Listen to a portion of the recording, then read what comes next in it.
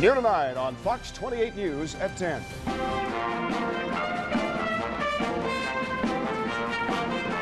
For the first time since he was fired, former OSU band director Jon Waters steps back in front of a band. Waters making a public appearance to thank supporters.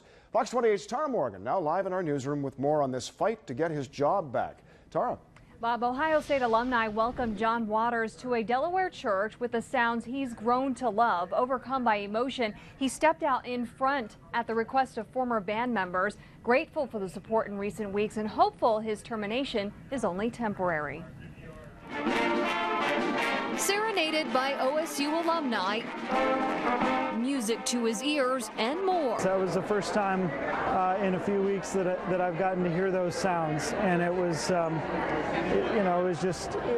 it was music to my heart. A tearful, embattled band director stepped out front for a Buckeye Nation staple.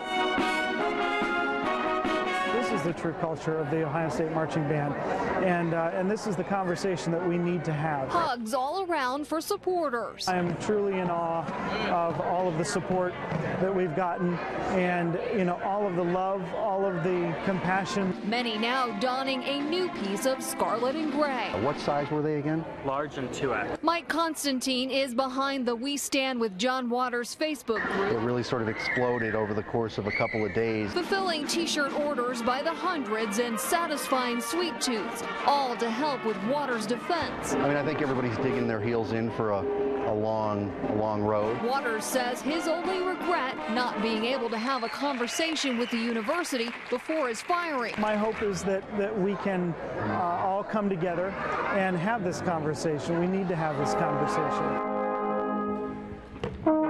And he says to one day step back in front of the marching band, now moving toward a new season without him. I love my job. I love the students, and I love what we were able to do. And so, yes, right now I'm still hopeful that something can be worked out. And I asked Waters if he had any job offers. He chuckled and he told me he's not at that point. Supporters will distribute more t-shirts tomorrow again at Delaware Christian Church from noon until 2. Tara Morgan, Fox 28 News.